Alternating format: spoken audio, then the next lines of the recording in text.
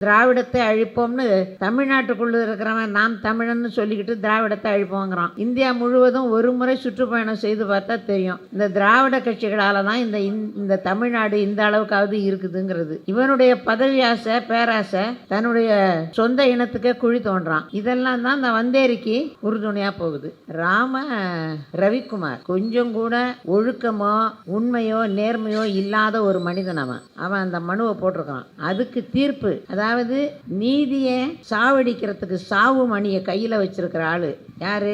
GR. Swaminathan. மக்களுடைய வரி பணத்தில் சம்பளம் வாங்குற எல்லா மக்களையும் நீ பொதுவாக பார்க்கணும். எப்படி உன்னுடைய தனிப்பட்ட விருப்பத்தை நீ எப்படி ஒரு சட்ட நகலை நீ ஏற்றலாம்? என்ன தீர்ப்பு அது? இந்த தமிழ்நாட்டில் இல்லை, இந்தியா முழுவதும் இந்த RSS நீதிபதிகள் ஆயிரக்கணக்கில் இருக்கலாம். சுப்ரீம் கோர்ட்டுக்கு போனாலும் சரி, ஹைகோர்ட்டாக இருந்தாலும் சரி, எங்கே பார்த்தாலும் இந்த RSS நீதிபதிகள் தான். பெயரை குறிப்பிட்டு என்னால் சொல்ல முடியும். எந்த தீர்ப்பையும் ஒரு வழக்கில் ஒரு தீர்ப்பு சொல்கிறாருன்னா நீதிபதியை படிங்க, யார் தீர்ப்பு சொல்கிறான்னு. உடனே அந்த வழக்கினுடைய தன்மை உங்களுக்கு புரிஞ்சிடும். ஆள் யாரு, தீர்ப்பு சொல்கிற ஆள் யாருன்னு படிங்க. ஜெயச்சந்திரனா, ஜி.ஆர். சுவாமிநாதனா, சுப்பிரமணியனா, அப்படி பாருங்க. பார்த்தோன்னா அந்த வழக்கு என்ன ஆகும்னு நீங்கள் கண்டுபிடிச்சிடலாம். இப்படியெல்லாம் நீதிபதிகள் இருந்தால் நாட்டில் நீதி இருக்குமா? ஒரு மதத்துக்கு எப்படி நீ சார்பாக இருக்கலாம்? எனக்கு ஏற்படக்கூடிய மன கொதிப்புல நான் பேசுகிறேன். என்ன அநியாயம்! இல்லாத ஒன்றை அவன் ஒரு தனி மனிதன், அவனுக்கு ஒன்றுமே கிடையாதுயா. அவன் கல்வியும் கிடையாது, ஒழுக்கமும் கிடையாது, உண்மையும் கிடையாது. அப்படியாப்பட்ட ஒருத்தன் அவன் ஒரு மனு போட்டிருக்கான். நீதிபதி நீ இப்படி எச்சியலையில் போய் உருளுங்கிற என்னென்ன கர்மம்! உன் தீர்ப்பெல்லாம் படிக்கும்போது செத்தே போகலாம் போல இருக்கு. இதெல்லாம் நீதிபதி. நம்முடைய வரிப்பணையா அவங்களுக்கெல்லாம் சம்பளம் நாம் கேட்குறதில்ல. ஆனால் ரொம்ப நாள் இது நடந்துக்கிட்டு இருக்க முடியாது. ஒரு நாள் கண்டிப்பாக மிகப்பெரிய ஒரு போராட்டம் இருக்குது நாட்டில். மோடியும் அமித்ஷாவும் உயிரோடு இருக்கும்போதே நடக்கணும். இது ஹிட்லர் கோயபல்ஸுக்கு நடந்த மாதிரி ரொம்ப நாள் நடக்க முடியாது. மக்கள் தெளிவு அடைகிறாங்க. ஆனால் ஏனோ தெரியவில்லை, ஒரு கொதி நிலையை அவங்க அடையலை. பொறுமையாக இருக்கிறாங்களா இல்லை பயந்துருக்காங்களா எனக்கு தெரியல. இந்து இல்லைன்னு சொன்னால் நாட்டை விட்டு வெளியே இருங்கிறான் அந்த வடநாட்டில் கிடக்கிற எம்பி திருட்டு பசங்கள்லாம். என் தமிழ்நாட்டில் என்ன சொன்னான்னா செருப்பால் அடிப்பேன். என் நாட்டை விட்டு நீ வெளியே போடாம, என்னுடைய நாடு இது, என் நாட்டில் உட்காந்துட்டு சொல்லாது, என் நாட்டை என்கிட்ட குடும்பம். அந்த நிலைக்கு நம்ம தள்ளுறான். தள்ளி தான் இந்த இந்தியாவில் உள்ள மாநிலங்களை எல்லாம் மணிப்பூராக்க பார்க்குறான். இன்று நம் நாட்டில் நிலவுகின்ற ஒரு அராஜகமான சூழ்நிலையை படித்தவர்கள் படிக்காதவர்கள் என்கின்ற பாகுபாடு இல்லாமல் அனைவருமே உணர்ந்திருக்கிறார்கள். எந்த அளவுக்கு இந்த உணர்வு மேலோங்குகிறது, அதனுடைய விளைவு என்ன என்பதை விரைவில் நம் மக்கள் உணர்த்துவார்கள் என்று நான் எதிர்பார்க்கின்றேன். பொதுவாக இந்திய திருநாட்டில் இன்றல்ல நேற்றல்ல 6000 7000 ஆண்டுகளாக இந்த மண்ணின் மைந்தர்களுக்கும் வந்தேரிகளுக்கும் இடையறாத ஒரு போராட்டம் நடந்து கொண்டே இருக்கின்றது. அது இனத்தின் அடிப்படையில், மொழியின் அடிப்படையில், பண்பாட்டின் அடிப்படையில் எந்த வகைமையை எடுத்துக்கொண்டாலும் நமக்கு இணையாக முடியாதவர்களோடு நாம் போராட வேண்டியிருக்கிறது. காரணம், நமக்கு தந்திரம் தெரியவில்லை, அவர்களுக்கு அதுவே வாழ்க்கை முறை. அதனால்தான் நாம் 97% இருந்தாலும், அவர்கள் 3% இருந்தாலும் நம்மோடு சரிக்கு சரியாக, ஏன் இன்னும் சொல்லப்போனால் நம்மை விட அதிக வீரியத்தோடு நம்முடன் போராடுகிறார்கள். நம் மக்கள், நம் இனத்தார், அதாவது பண்பாட்டிலும் மொழியிலும் இனத்திலும் வேறுபட்டவர்களிலிருந்து நம்மோடு உடன்பட்டவர்களை நம் இனத்தார் என்று நாம் சொல்லலாம். வள்ளல் பெருமான் அப்படித்தான் சொல்வார். அப்படிப்பட்ட நாம் எதையுமே ஒரு மெத்தாதித்தனம் என்று சொல்லக்கூடிய, அது பொறுமையோ அது என்ன அழவோ தெரியலை, எவன் எதை கேட்டாலும் கொடுத்துறதுங்கிற ஒரு மனப்பான்மை. வரும்போது பிச்சைக்கார மாதிரி வருவான், கொஞ்ச நாளில் அவனுடைய தோற்றம் நமக்கும், நம்முடைய சொத்தெல்லாம் அவனுக்கும் போயிடுது. இப்போ கூட 1.5 கோடி பேர் வந்திருக்கிறான் தமிழ்நாட்டில். அடுத்த மணிப்பூரா, இல்லை அடுத்த திரிபுராவா, இல்லை நம்ம தமிழ்நாடு அடுத்தபடியாக என்ன நிலைமைக்கு ஆளாக போகுதுன்னு தெரியலை. இந்த சென்னையில், குறிப்பாக வட சென்னையில் தமிழனுக்கு சொந்த வீடே கிடையாது. இந்த நிலை ஆட்சியாளர்கள் தமிழ் பற்றாளர்களாக இருக்கிறார்களோ இல்லையோ, இந்த மண்ணின் மீதாவது கொஞ்சம் பற்று இருக்கலாம். இருந்தால் அந்த நடுவண் அரசு நீட்டிய இடத்துல கையெழுத்து போட்டு எவன் வேணா அந்த நாட்டுக்குள்ளே வரலாம், படிப்பு தேவையில்லை, தமிழை படிக்க வேண்டாம், உத்தியோகத்தில் அமரலாம், ஓபிஎஸ் மாதிரி கையெழுத்து போட்டு உட்காந்துருக்க மாட்டோம். ரொம்ப கொடுமையான ஒரு நிலை என்னென்னா, ஆட்சியாளர்கள் ஆட்சி கட்டிலில் அமர்ப்பதற்கு முன்பாக பேசுகின்றது ஒரு பேச்சு. அந்த நாற்காலியில் போய் உட்கார்ந்த உடனே இவங்களுக்கு பேராசை, பதவி ஆசை, பண ஆசை எல்லாம் என்ன செய்து சுயநலத்தில் கொண்டு போய் விடுது. நான் யாரையும் குறிப்பிட்டு சொல்லலை, அவன் பேசுகிற பேச்சு நான் பேச மாட்டேன். அதாவது திராவிடத்தை அழிப்போம்னு தமிழ்நாட்டுக்குள்ளே இருக்கிறவன் நாம் தமிழன்னு சொல்லிக்கிட்டு திராவிடத்தை அழிப்போங்கிறான். இந்தியா முழுவதும் ஒரு முறை சுற்றுப்பயணம் செய்து பார்த்தா தெரியும், இந்த திராவிட கட்சிகளால் தான் இந்த தமிழ்நாடு இந்த அளவுக்காவது இருக்குதுங்கிறது. இவனுடைய பதவி ஆசை, பேராசை, தன்னுடைய சொந்த இனத்துக்கே குழி தோன்றான். இதெல்லாம் தான் இந்த வந்தேரிக்கு உறுதுணையாக போகுது. திருப்பரங்குன்ற விஷயங்கிறது ஒரு திடீர்னு ஏற்பட்ட ஒரு செய்தி கிடையாது.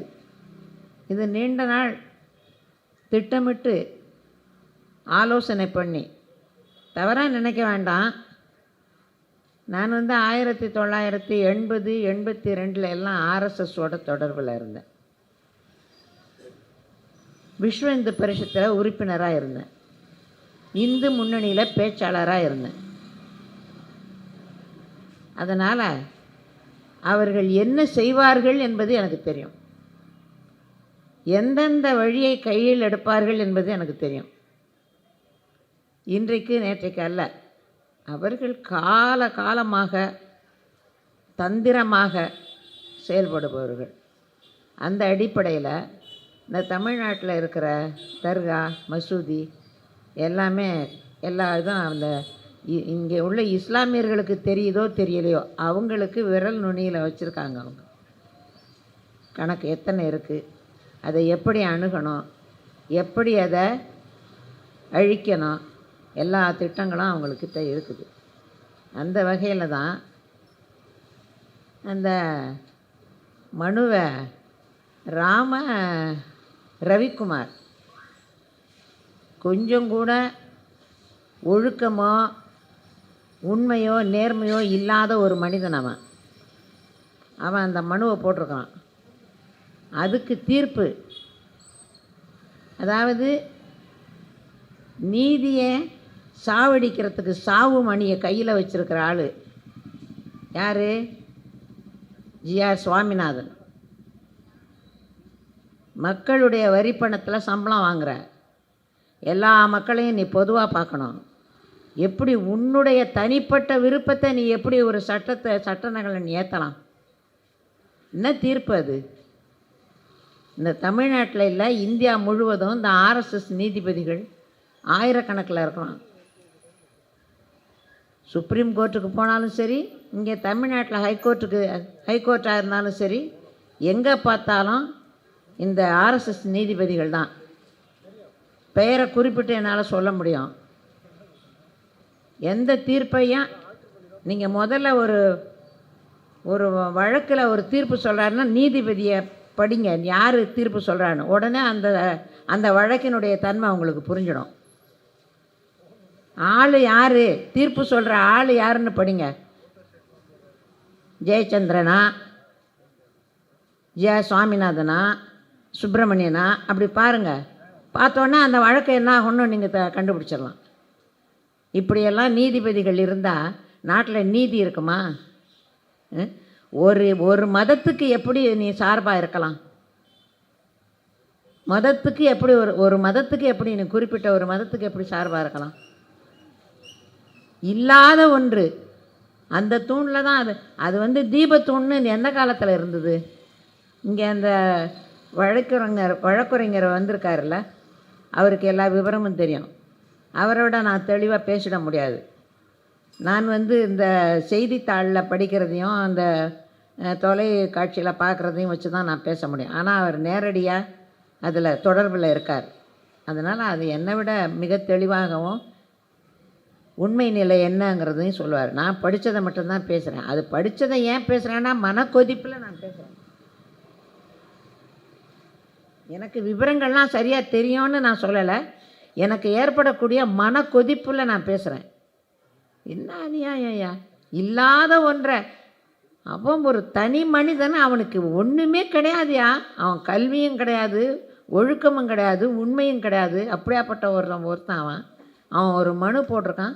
அதுக்கு ஒரு நீதிபதி நீ இப்படி எச்சி இலையில் போய் உருளுங்கிற என்னென்ன கர்மம்! உன் தீர்ப்பெல்லாம் படிக்கும்போது செத்தே போகலாம் போல இருக்குது. இதெல்லாம் நீதிபதி. எவ்வளோ ஒரு மூடத்தனமான தீர்ப்பு, எவ்வளோ ஒரு மூடத்தனமான கருத்து! இதை எத்தனை காலம் இந்த மக்கள் கேட்டுக்கிட்டு இருக்க போகிறாங்க, பார்த்துக்கிட்டு இருக்க போகிறாங்க, பொறுத்துக்கிட்டு இருக்க போகிறாங்க? நம்முடைய வரிப்பணையா அவங்களுக்கெல்லாம் சம்பளம் நாம் கேட்குறதில்ல. ஆனால் ரொம்ப நாள் இது நடந்துக்கிட்டு இருக்க முடியாது. ஒரு நாள் கண்டிப்பாக மிகப்பெரிய ஒரு போராட்டம் இருக்குது நாட்டில். மோடியும் அமித்ஷாவும் உயிரோடு இருக்கும்போதே நடக்கணும் இது. ஹிட்லர் கோயபல்ஸுக்கு நடந்த மாதிரி ரொம்ப நாள் நடக்க முடியாது. மக்கள் வந்து தெளிவு அடைகிறாங்க. ஆனால் ஏனோ தெரியவில்லை, ஒரு ஒரு கொதிநிலையை அவங்க அடையலை. பொறுமையாக இருக்கிறாங்களா இல்லை பயந்துருக்காங்களா எனக்கு தெரியல.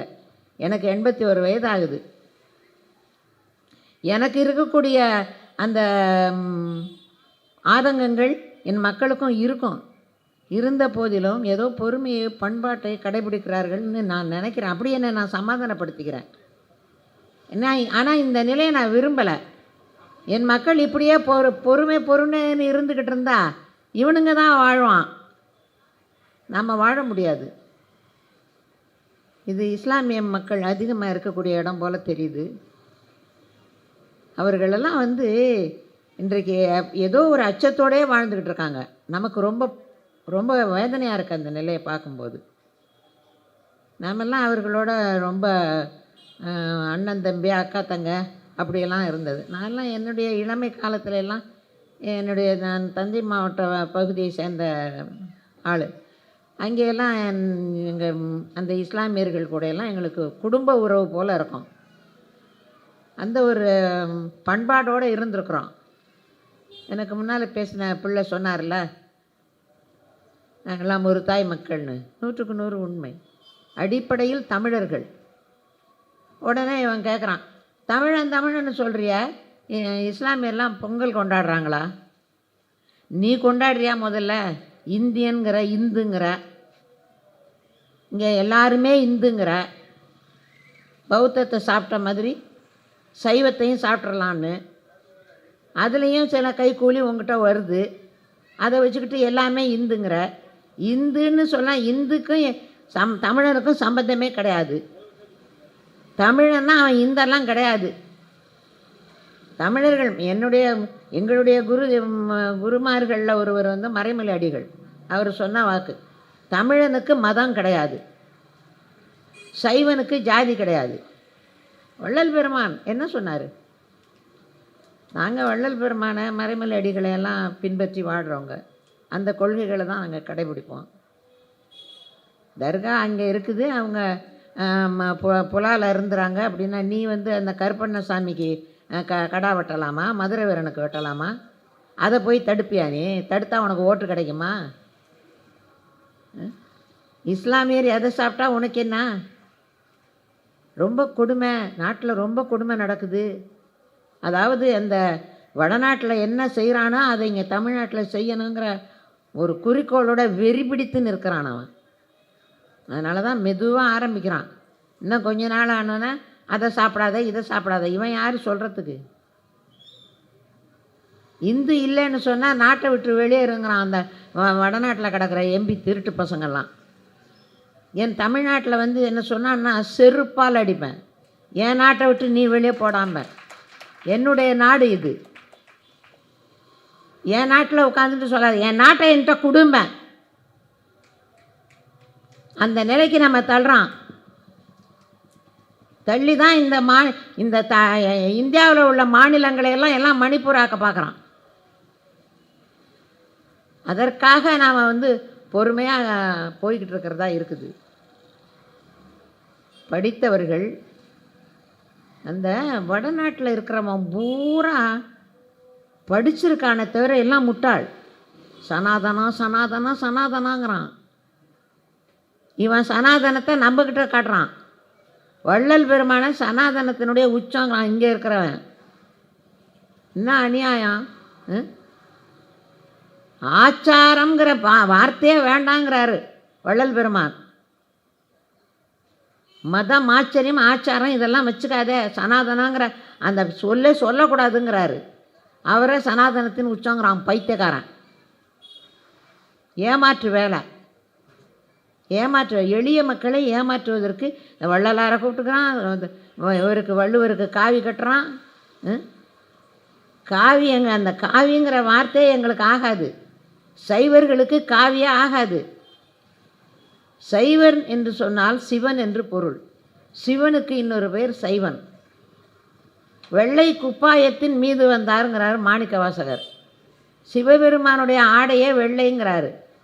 வள்ளல் பெருமான் வெள்ளுடை கட்டியிருந்தவர். தமிழனுடைய உடையே வெள்ளை தான். காவிக்கும் காவி கட்டினவெல்லாம் பாவின்னு அர்த்தம்.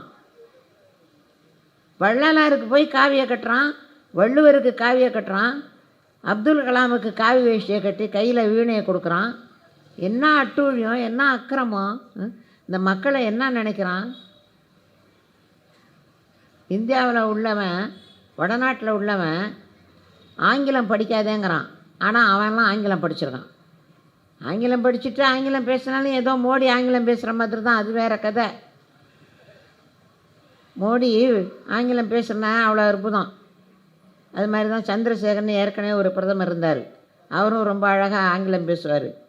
அதுக்கு முன்னே அப்புறம் தேவகவுடான்னு ஒருத்தர் இருந்தார். இவங்க ஆங்கிலமெல்லாம் ரொம்ப உலக புகழ்பெற்ற ஆங்கிலம். இவனுங்களுக்கெல்லாம் என்ன பொறாமைன்னா, வெள்ளைக்காரனே வியந்த ஆங்கிலத்தை பேசியவர்கள் தமிழகத்தை சேர்ந்தவர்கள். அதனால் முக்கியமாக என்ன பண்ணுறான், ஆங்கிலம் படிக்காதேங்கிறான். ஆங்கிலம் படிக்காதேன்னு சொல்லிவிட்டு, அதாவது இப்போ அதுக்கு இந்த உடந்தையாக தமிழ்நாட்டில் வேறு சில பேர் இருக்காங்க. இங்கே வந்து எல்லா இயக்கமுமே 2-3 இயக்கமாக இருக்கும். எல்லா பேர்லேயும் தமிழ் தேசிய விடுதலை இயக்கம்னு இவங்க வச்சுருக்காங்க. இன்னொருத்தர் இன்னும் தமிழ் தேசிய பேர் இயக்கம். அவங்க வந்து ஆங்கிலமே படிக்கக்கூடாது. ஆங்கிலம் படிக்காமல் தமிழன் வந்து தமிழ்நாட்டுக்குள்ளேயே வாழ்ந்துட முடியுமா? இதெல்லாம் என்ன இது? மக்களுடைய கல்வி அறிவை இருட்டடிப்பு செய்கிற வேலை. இதெல்லாம் செய்யக்கூடாது. இந்த தோழர் தியாகுவுக்கு இதில் உடன்பாடு இருக்கோ என்ன எனக்கு தெரியாது, ஆங்கிலம் படிக்கக்கூடாதுங்கிறது. அப்படியா? ஆங்கிலம் படிக்காமலாம் இருக்கா? படிக்காதீங்கன்னெல்லாம் சொல்லவே சொல்லாதீங்க யாரையும். அதான் அவர் ஆங்கிலம் பேசி நான் கேட்டிருக்கேன். அதனால் அந்த ஆங்கிலம் படிக்காதேன்னு யாரெல்லாம் சொல்கிறாங்களோ தமிழர்களுக்கு வந்து அவங்க தீமை செய்கிறாங்கன்னு அர்த்தம். ஏற்கனவே நமக்குள்ளேயே எதிரிகள். கடப்பாறைன்னா என்னென்னமோ கடப்பாறை, இரும்பில் தான் நான் கேள்விப்பட்டிருக்கேன். பிராமண கடப்பாறையெல்லாம் இருக்குது நாட்டில். நாம் எச்சரிக்கையாக இருக்கணும். அதுக்கு நமக்கு ஆங்கிலமும் துணை இருக்கணும். அதனால் எந்த ஒரு செய்தி நம்ம காதுக்கு வந்தாலும் அதை வந்து எளிதாக கடந்து போய்விடக்கூடாது. உடனே அதை பற்றி அந்த செய்தியை பற்றி ஆலோசனை பண்ணி அடுத்த நடவடிக்கை என்னங்கிறத நம்ம பார்க்கணும். அந்த ஒரு கடமை உணர்வு நமக்கு இன்னமே இப்போ இருக்குது, ரொம்ப அதிகமாக இருக்குது. இப்போ இந்த தேர்தல் நெருங்குது. எனக்கு இந்த திராவிடங்கிறதுலாம் உடன்பாடு கிடையாது. ஆரியத்துலேயும் உடன்பாடு கிடையாது, திராவிடத்துலேயும். எங்களுடைய தமிழ்ச்சைவ பேரவைன்னு ஒரு இயக்கம், அது மறைமலை அடிகளாருடைய வழி வந்தவங்க தான். மறைமலை அடிகளார் வந்து தீகா, அதாவது பெரியாரோட இணக்கமாக இருந்திருக்காரு. இருந்த போதிலும் இந்த ஆரியம் திராவிடம் அப்படிங்கிறதுக்கும் அதையெல்லாம் நாங்கள் பின்தள்ளி தமிழர் அந்த ஒரே ஒரு கோட்டில் தான் நாங்கள் நிற்போம். அதனால் அது நமக்கு அது உடன்பாடு கிடையாது. இருந்தாலும் அது அவரவர் கருத்தியல். எங்களை பொறுத்த வரையிலும் இந்தியாவில் இன்றைக்கு இந்த மாநிலம் வளர்ச்சி பெற்ற ஒரு மாநிலமாக இருக்குது அப்படின்னா அதுக்கு இந்த திராவிட கட்சிகள் தான் காரணம். அதில் ஒன்றும் சந்தேகமே கிடையாது. வடநாட்டில் போய் ஒரு பஸ்ஸில் ஏறி கொஞ்சம் பயணம் போனீங்கன்னா கூட முடியாது. அந்த பேருந்தினுடைய வடிவமைப்பை பார்த்தால அவனுங்களுடைய அறிவு தெரியும். தமிழகத்தினுடைய வாழ்க்கை போல் இந்தியாவில் எங்கேயுமே வாழ முடியாது. அதை தான் இவர் பாவம் இந்த இளையராஜா கூட பாடியிருக்காரு, நம்ம ஊரை போல் ஆகுமா அப்படின்னு. அவ்வளோ சிறப்பாக இந்த தமிழகத்தை இந்த நடுவண் அரசு காலம் முழுவதும் வஞ்சித்து கொண்டு இருந்தாலும், இன்னொன்று சொல்கிறேன் உங்களுக்கு, இந்த பிஜேபிக்காரன் மட்டும் இல்லை, காங்கிரஸ்காரனும் தமிழ்நாட்டுக்கு எதுவுமே செய்ய மாட்டான். தமிழர்களுக்கு நல்லதே நினைக்க மாட்டான், தமிழர்களுக்கு நல்லதே செய்ய மாட்டான். அந்த கட்சி கூட எல்லாம் இந்த கட்சிகள் உடன்பாடு வச்சுக்கிறத எனக்கு ரொம்ப வைத்திருச்சல். இந்த இப்போ வருகின்ற பொது தேர்தலில் இப்போ ஆளுகின்ற கட்சியே மேலோங்க வேண்டும் என்பது தான் என்னுடைய விருப்பம். ஆனால் இந்த தொடர்பு வச்சுருக்குதே, இந்த கம்யூனிஸ்டுகளோட தொடர்பு வச்சுருக்கிறதுல எனக்கு உடன்பாடு இருக்குது. காங்கிரஸோட தொடர்பு வச்சுருக்கிறதுல எனக்கு உடன்பாடே கிடையாது. அவனும் வஞ்சகன். இந்த உலகினுடைய மிக பெரும் கலைஞன் சிவாஜி கணேசன் கொடுத்தானையா ஒரு பட்டம் காங்கிரஸ்காரன். எத்தனை படங்களில் எப்படி சிதம்பரம் பிள்ளையாகவும் வீரபாண்டிய கட்டபொம்மனாகவும் விடுதலை இயக்கத்தையெல்லாம் கண் முன்னால் மக்கள் முன்னால் கொண்டு வந்து நிறுத்தினார. அப்படியாப்பட்ட கலைஞனுக்கு அவன் ஒரு பச்சை தமிழன், அவனுக்கு பதவி கொடுத்தாக்க அந்த வடநாட்டில் உள்ள நடிகன் எல்லாம் இல்லாமல் போயிடுவான்னு சுயநலத்தில் ஒரு பாரத ரத்னா பட்டம் கொடுக்கல. அந்த மாதிரியெல்லாம் இந்த காங்கிரஸ்காரனும் எப்போவுமே மோசக்காரன். அவனுக்கு அண்ணன் தான் பிஜேபிக்காரன். இவனுங்களோட தொடர்பு வச்சுருக்க கட்சிக்கு ஓட்டு தான் போடக்கூடாது. இருந்தால் கூட இன்றைய நிலையில் எரியிற கொல்லியில் எந்த கொல்லி கொஞ்சம் பரவாயில்லன்னா இந்த கொல்லியாக இருக்குது, அதனால் இதுக்கு போடலாம். வேறு வழி இல்லை நமக்கு.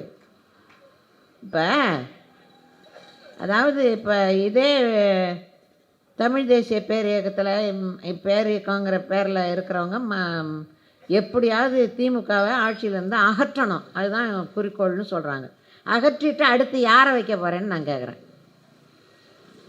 அகற்றி விட்டு யாரை அடுத்தபடியாக வச்சுருக்கிற இந்த மாநிலத்தை தன்னுடைய உயிராக நினச்சி ஆளக்கூடிய ஒரு ஆளை யார் வச்சுருக்க, ஆள்வதன்னு கூட சொல்லக்கூடாது, அரவணைக்கக்கூடிய ஒரு முதலமைச்சராக யாரை நீ தேர்ந்தெடுத்து வச்சுருக்க? இல்லை.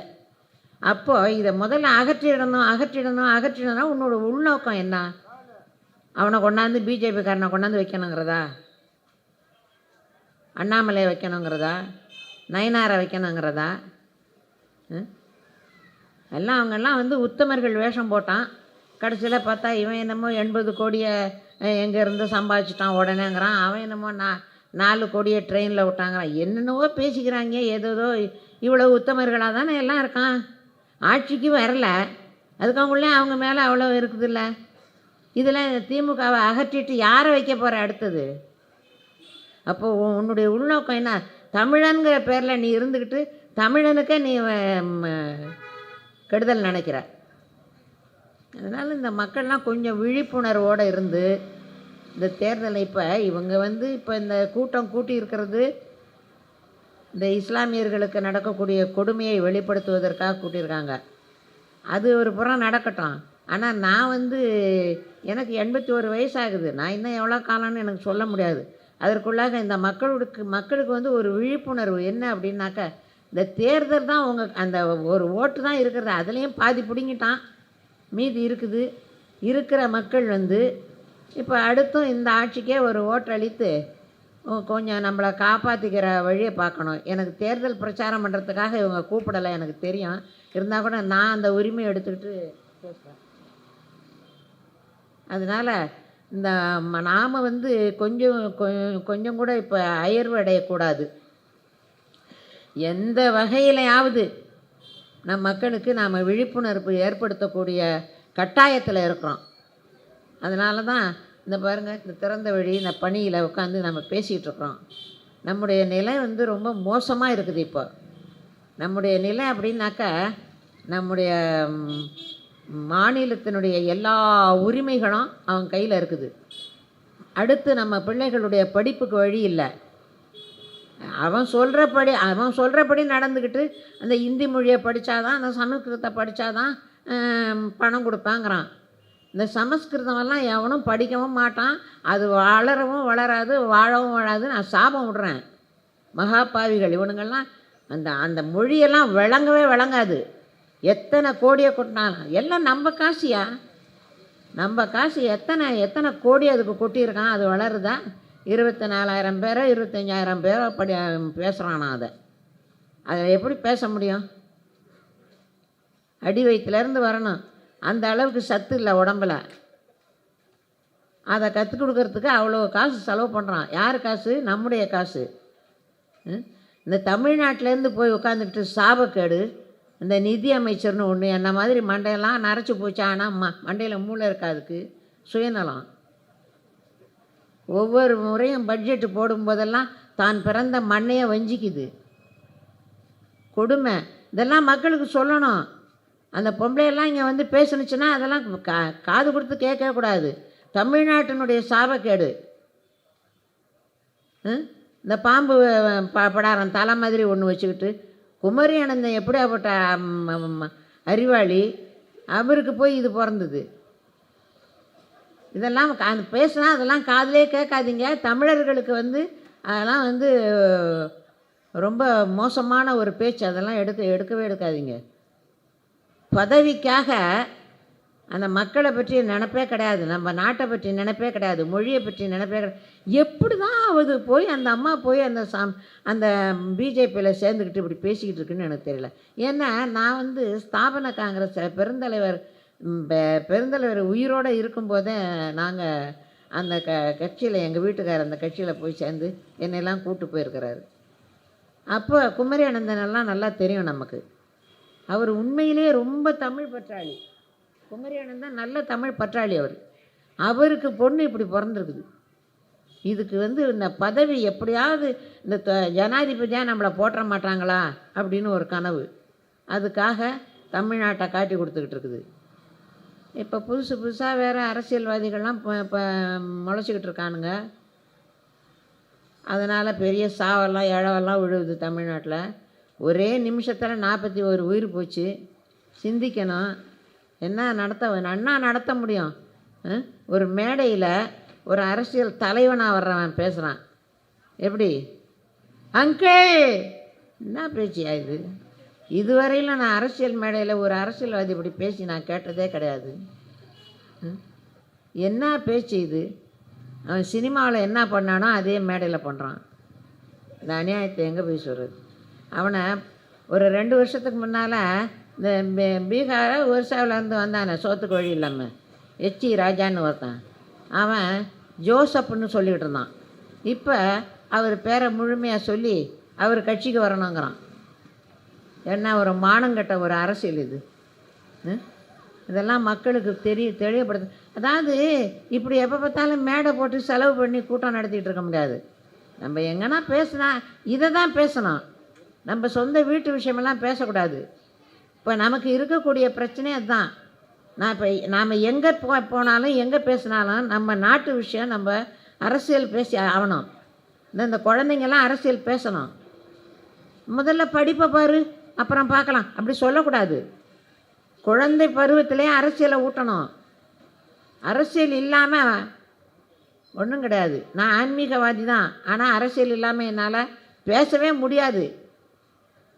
அரசன் கட்டினது தானே ஐயா கோயில். அரசன் அல்லாமல் ஆன்மீகம் எங்கேருந்து வந்தது? அப்போ அரசன் வந்து அரசியல் பண்ணியிருக்கான்ல, அரசியல் இல்லாமல் ஆன்மீகம் இல்லை, ஆன்மீகம் இல்லாமல் அரசியல். நமக்கு பிஜேபிக்காரன் சொல்லுவான் ஆன்மீகத்தில் இருந்துக்கிட்டு அரசியல் பேசாதேம்பான். ஆனால் அவங்ககிட்ட இருக்கிறவன் பூரா சாமியார் பய, அதுவும் எல்லாம் கஞ்சா சாமியார். அவன்லாம் அரசியல் பேசுவான். நாமெல்லாம் அதெல்லாம் கண்ணாலே பார்த்ததில்ல. நம்மள அரசியல் பேசக்கூடாதுங்கிறான். நான் உயிர் உள்ள வரையிலும் பேசுவேன். இவனுங்க செய்கிறதெல்லாம் நான் சொல்லுவேன். நான் எங்கே போனேன் கோயிலில் உட்காந்து அதை தான் பேசுகிறேன்.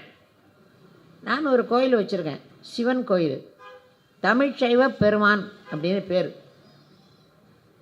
இறைவன் சிவபெருமானுக்கு நான் வச்சுருக்கிறது தமிழ்ச்சைவ பெருமான், தமிழ்ச்சைவ பெருமாட்டி. அந்த கோயிலில் எல்லாமே தமிழில் தான் நடத்திக்கிட்டு இருக்கிறேன். இந்த பாப்பானை எல்லாம் உள்ளே விடுறது கிடையாது. சமஸ்கிருதமும் உள்ளே வரக்கூடாது. சமஸ்கிருதம் செத்து போன மொழி, அது கருவறைக்குள்ளே வரக்கூடாது. பாப்பான் தீட்டு, அவனை கருவறையில் விடக்கூடாது. அதனால் எல்லாமே நானே செய்துக்கிட்டுருக்கேன், பெண்களே செய்துக்கிட்டு இருக்கிறோம். அதனால் என்னுடைய தமிழ் பணி அது. அதனால் நான் வந்து அங்கே பேசுகிறது, அதாவது தேவாரம் திருவாசகம் தான் நான் படிக்கிறேன். படிக்கும்போது அந்த தேவாரம் திருவாசகம் திருவருட்பாவில் முழுக்க முழுக்க தமிழ் தான் இருக்குது. முழுக்க முழுக்க தமிழ் தான். தமிழும் எப்படி இருக்குது அப்படின்னா ஜாதி மதம் இல்லைன்னு இருக்குது. எங்கேயாவது தேவாரத்தில் திருவாசகத்தில் இந்து மதம்னு இருக்குதா? எங்களை எல்லாம் எப்படி நீ இந்துன்னு சொல்லுவேன்? ஒரு வார்த்தை கூட இல்லையே. இந்துன்னு முதல்ல மதம்ங்கிற சொல்லே அதில் இல்லையா? தேவாரம் திருவாசகத்தில் மதம்ங்கிற சொல்லே இல்லை. வள்ளல் பெருமான் என்ன சொல்கிற, மதமான பேய் பிடியாது இருக்க வேண்டும்ங்கிறாரு. அப்படி இருக்கும்போது இந்த இந்துங்கிற வார்த்தையை வச்சு நம்மளை ஏமாற்றக்கூடாது. அதனால் நான் சாதாரணமாக கோயிலுக்கு போய் விளக்கை ஏற்றிட்டு பூசை முடிச்சுட்டு உட்கார வச்சு பேசுகிறது அரசியல் தான். அரசியல்லையும் இவன் யார், இந்த இந்துங்கிறவன் யார், சித்பவான் பிராமணன் யார்? அதாவது இந்துவில் வந்து பிராமணர்கள் இருக்கானுங்கள்ல, பிராமணன்னு, அதில் இந்த சித்பவன் பிராமணன் தான் அதுவன், இந்த அமித்ஷா. இந்த பெரியார் சொன்னார்ல, பாம்பை பார்த்தாலும் பாப்பானை பார்த்தாலும் முதல்ல பாப்பானை அடித்து கொள்ளணும். அது மாதிரி அந்த அந்த பிராமணர்களே இந்த சித்பவன் பிராமணன் ஒருத்தன், அவன் தான் அமித்ஷா. அவன் உயிரோடு இருக்கிற வரையிலும் இந்தியாவுக்கு கெடுதல் ரொம்ப. 2 தடவை கொரோனா வந்துச்சு, தப்பிச்சுக்கிட்டான். எதுக்குன்னா நம்மளாம் கஷ்டப்படணும்னு இருக்குது. எப்படின்னே தெரியலை. ஏதோ மந்திரமெல்லாம் பண்ணுறாங்க ஐயா. இங்கே இந்த முஸ்லீம்களை இந்த பாடுபடுத்துகிறான், அங்கே போனோன்னா முஸ்லீம் எப்படியா இவனுக்கு விருது கொடுக்குறான்? எனக்கு சந்தேகமாக இருக்குது. முஸ்லீம் வந்து மோடிக்கு கார் ஓட்டுறான் எப்படி? அப்போ என்ன இது, என்ன நடக்குது? என்ன இந்த வேறு ஒன்றும் இல்லை. இந்த இவர் சங்கராச்சாரியார்னு ஒருத்தர் இருந்தார்ல, ஓடி போன சாமியார் ஒருத்தர், சரஸ்வதி சங்கராச்சாரியார்னு.